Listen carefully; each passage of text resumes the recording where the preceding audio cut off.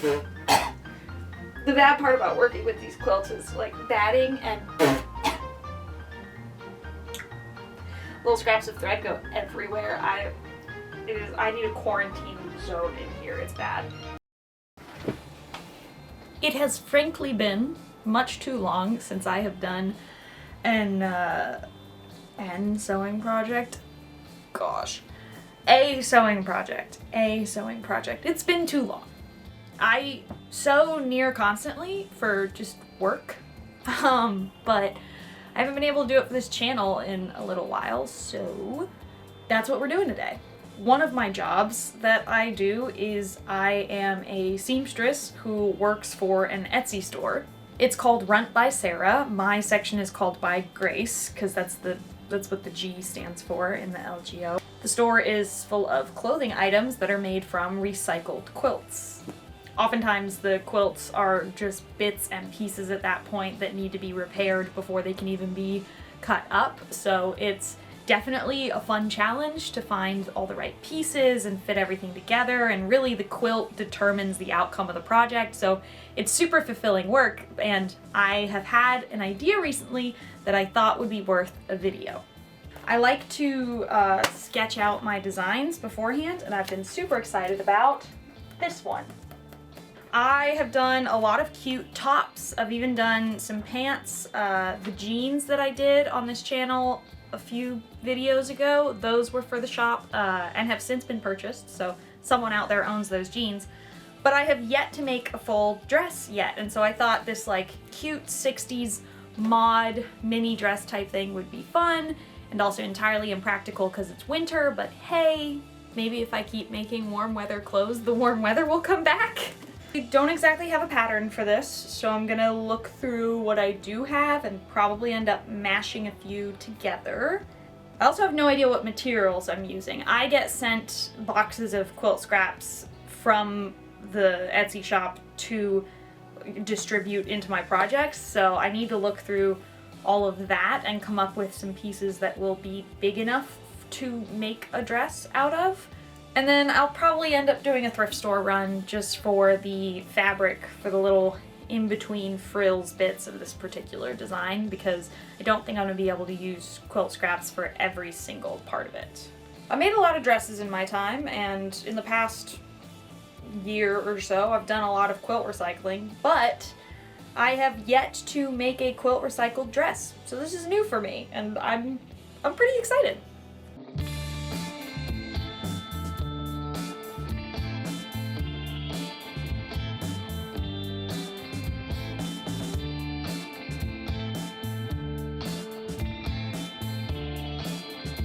Okay, we have figured out which quilts I'm using.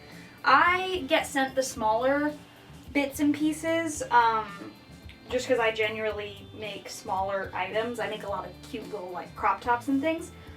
But I have this, which actually would be big enough for a little mini dress. So yay, that's exciting. So we have our quilt, and I can color reference this now when I go to get my internal fabric, so that'll be good. This is so exciting. Okay, fabric haul. This is the quilt that we're going to be working with that I picked out. I went to the store and found some lovely navy cotton that I think is a nice neutral to go with it. Also navy and red is just a color combo I really like. I have just enough, I measured it out, I have just enough red bias binding to go with the red parts of this, because I don't want a contrast on the red. So I've got red bias binding to go with the red, and also it'll go good with the navy. For the rest of it though, there's all these like little pale pink and blues throughout the quilt, and so I think that I'm gonna go with this, which seems like an odd choice, but the blue goes with the navy, and then all these little orange strawberries in it do match up with like these little colors and things. I think that it's a little bright, sure, but I think it'll be good for the rest of the binding. So this is what we're working with, and we can get started on cutting everything out now. Normally I hate using patterns, so I just make my own or I wing it. However, because this is going to a shop to be sold to someone else, I really don't want to mess up the arms, eye, the pit area, if you will, because I'm really bad at getting that on the first try, and I don't want to have to redo this or make a mock-up. So instead, I found what is essentially just a sloper, but I've already like cut different pieces off of this, and this used to be a dress pattern, and I've pretty much pared it down to just this. So I feel comfy using this as the start for this dress for the top, and then we'll just kind of freehand the bottom petal pieces. I'm going to add like, this goes to just under the bust, and so I think I'm going to add like 25 inches to it for a, you know, sort of, not a mini, but definitely above the knee skirt length. And I honestly have no idea how I'm measuring these petals. I think it's just going to have to come to me in the moment. Otherwise, I'm really just going to try and be strategic about how I make this happen. And by make this happen, yes, I do mean how in the world I am going to get all of this out of the piece of quilt that I have chosen, because it is a game of Tetris. God, I hope I win. I have encountered a slight problem. It is that I did not think about curving the bottom of these while I was cutting it out. So now I have lovely curved ends except for this guy. Awful, absolutely awful. So I just grabbed a scrap piece. I'm gonna have to Frankenstein this on and then cut it out. It's not gonna take long. It's just an unnecessary step, but well, it's necessary now. It was an unnecessary step until I screwed up. Either way, I'll fix that, and we can cut the back out. I'm really good at making more work for myself when there was none to be had.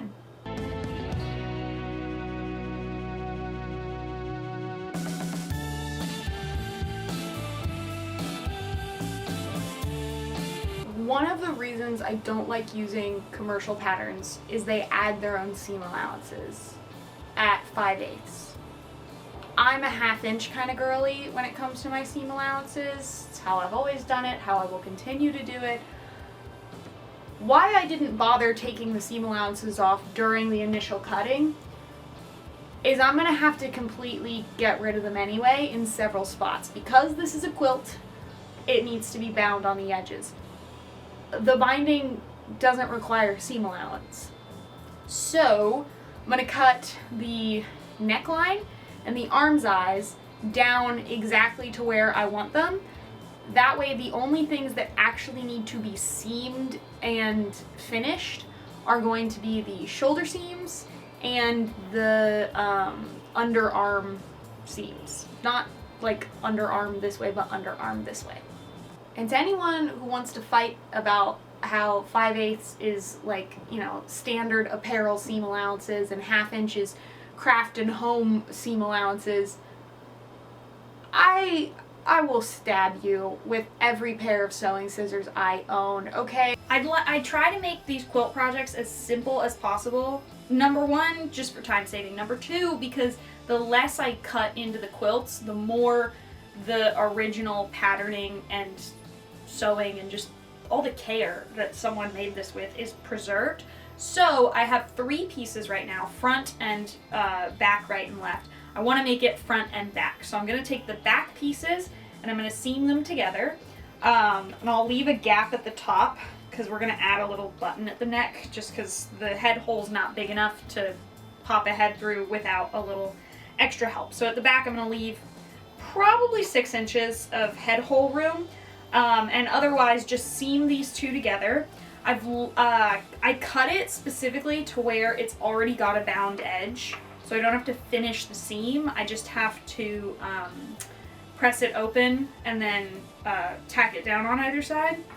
Once I have that, I will just have front and back pieces, and then I'm going to completely bind all the edges before I attach front and back. And that should save me time later when I'm actually, like, putting this together. No, it won't. Because of stupid arm's eyes. Mother. Okay. I'll get this seam together, and then I'll work on seaming the shoulder and side seams. Then we can get to binding. Not how I wanted to do this, but it is how I will do this. Moving on.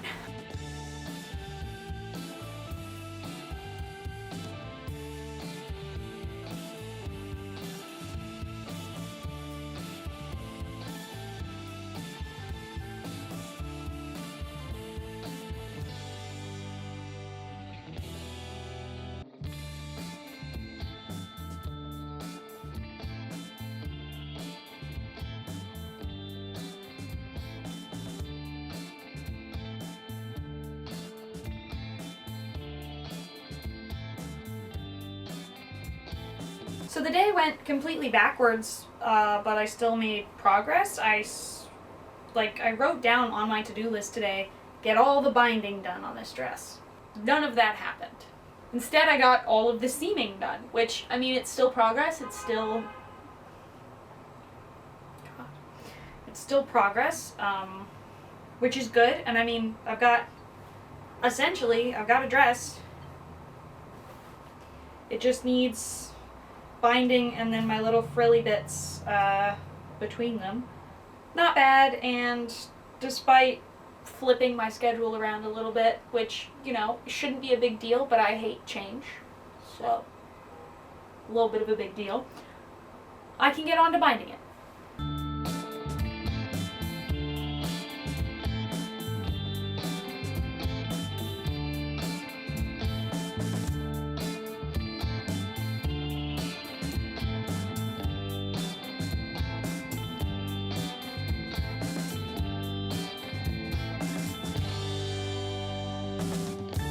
For the frills in between my skirt sections, I'm taking my cotton and cutting it up into 20 by 20 inch squares.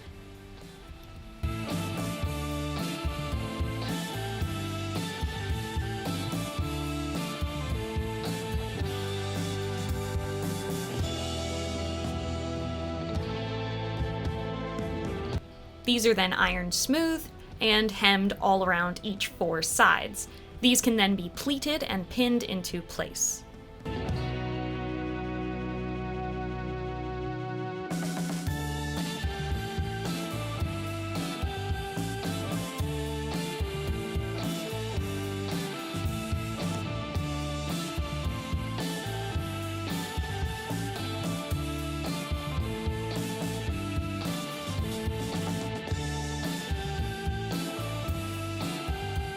After about 84 years of ironing and pleating and pinning, I can finally sew them into place all along the skirt edges. And with that final step, my dress is complete.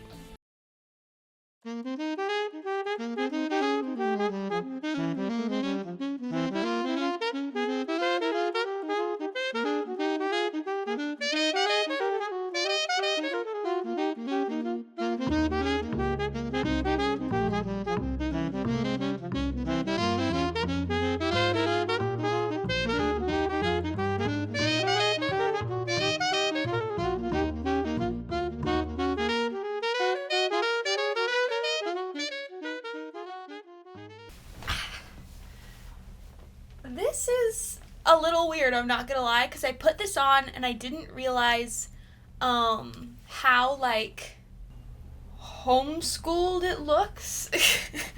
I guess is the best word for it, but I still love it. It's adorable, and the way the skirt twirls, that's the thing I was looking forward to most, honestly, was seeing how the pleated inserts in the skirt would twirl with it, and it does it beautifully. I couldn't be happier with how it came out. So, there you have it. A recycled quilt dress in a design I've never tried before, and I got a little funky with it, you know, which is exciting to me.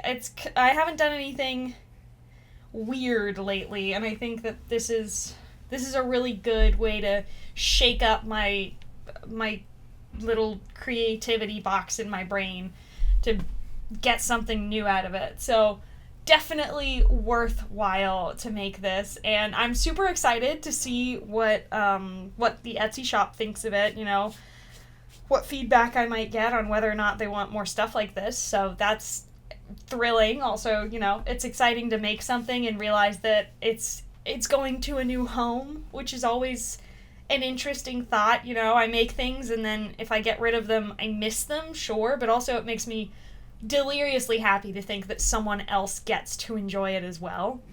And this is my first sewing video on this channel in a while. The last thing I did was just modifying a pair of jeans. I haven't made a dress in so long, and this is really what I love to do, so I'm glad I got to. And hopefully I find it in me to make time for more of this, because it does make me so happy. Thank you so much for watching. I hope you enjoyed this video as much as I enjoyed making it. If you would like to see more of my channel, then I do lots of costuming things over there, whether it be commentary, analysis, or making my own. And if your brain is not feeling up to more full-length YouTube videos, then consider looking at my Instagram, my TikTok, and if you would like some perks like early access to videos, maybe check out my Patreon as well. Once again, thank you so much for watching. I hope you have a good day or night or whenever you happen to be watching this, and bye! Okay. Set my camera up in a corner, trapped behind it. Okay. Don't want to move the tripod. You've got to be kidding me. What was I gonna say next? Who knows? I feel like I should be on my way to the co-op. I need to be discussing someone else's chickens. Just exude a certain character from within me, you know? Well, you know, our curriculum is homegrown.